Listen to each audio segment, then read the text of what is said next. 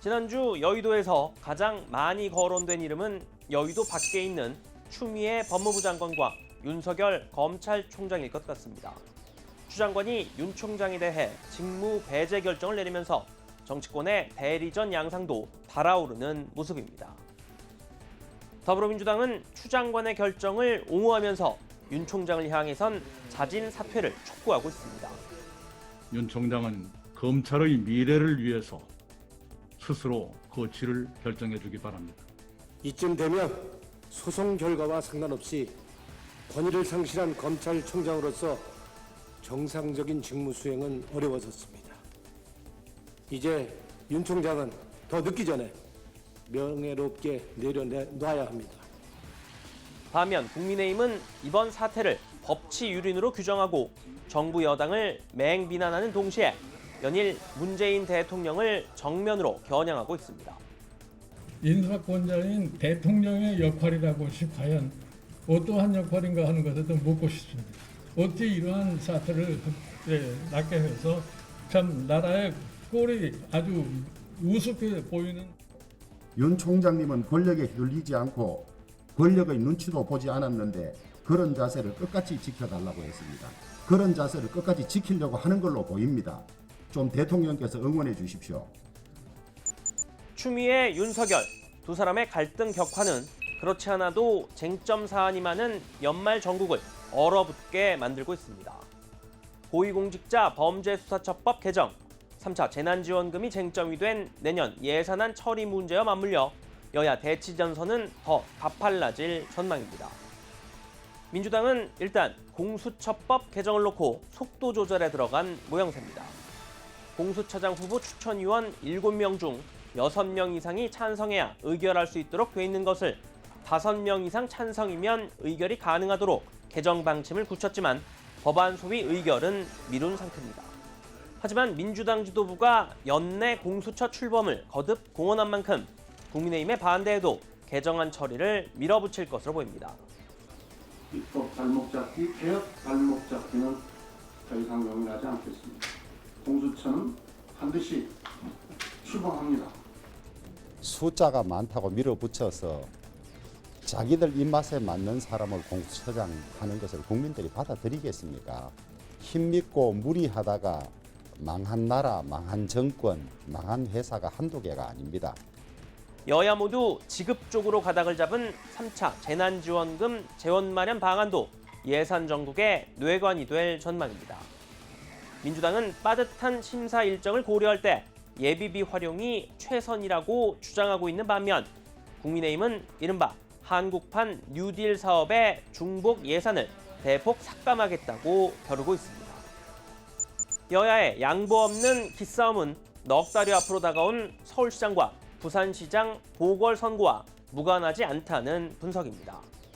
다음 대선 전초전으로도 불리는 내년 보궐선거 승리를 위한 여야의 민심 잡기 행보도 빨라지는 모습입니다.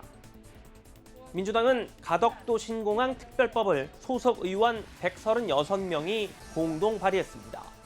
비슷한 내용의 특별법을 낸 국민의힘보다 한 발 늦었지만 당 차원의 전폭적인 지원을 강조하며 부산 표심을 겨냥했습니다.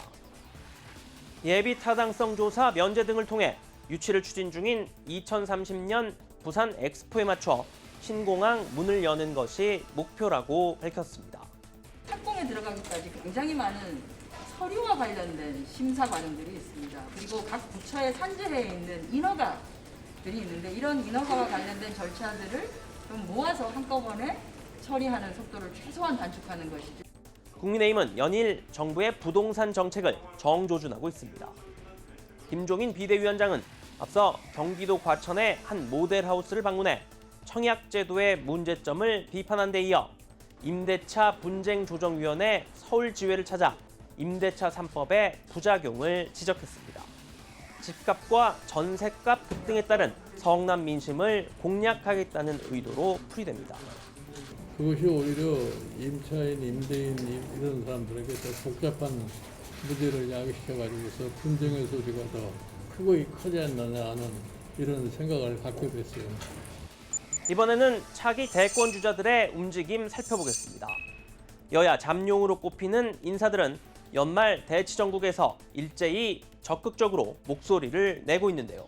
먼저 이낙연 민주당 대표는 공수처법 개정과 3차 재난지원금 지급, 추미애 장관과 윤석열 총장의 갈등 국면에 전면에 나선 모습입니다.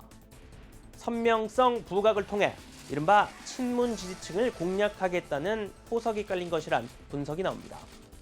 다만 윤석열 총장 사퇴를 압박하기 위해 꺼내든 국정조사 카드를 국민의힘이 전격 수용하면서 다소 애매한 상황이 됐습니다.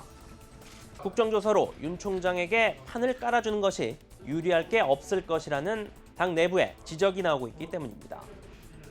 이재명 경기지사는 자신의 트레이드마크라고도 할 수 있는 재난지원금 논의에 불을 당기며 존재감을 드러냈습니다. 전 국민에게 지역화폐 형태로 3차 재난지원금을 지급해야 한다는 이 지사의 주장을 국민의힘이 적극적으로 받아들이면서 논의가 본격화됐습니다. 추미애 법무부 장관과 외나무다리 혈투 중인 윤석열 검찰총장은 이번 사태로 정치적 존재감을 더욱 키우는 모양새입니다. 반면 급부상하는 윤 총장에 밀려 다른 야권 주자들은 상대적으로 존재감을 보여줄 기회를 잡지 못하고 있어 초조한 모습입니다. 여기에 코로나19 확산세까지 겹치면서 강연 등 외부 행사가 줄줄이 취소되거나 미뤄지는 것도 지지율 반등을 노리는 야권 주자들에게 악재로 작용하고 있습니다. 연말 전국 이슈를 블랙홀처럼 빨아들이고 있는 추미애 장관과 윤석열 총장의 벼랑 끝 대치 결과는 내년 4월 재보선과 차기 대선에까지 영향을 미치는 변수가 될 가능성이 큽니다. 공수처 출범, 검찰 개혁 등의 이슈와도 맞물려 있는 만큼 당분간은 여의도 태풍의 눈이 될 것으로 보입니다. 지금까지 여의도 풍향기였습니다.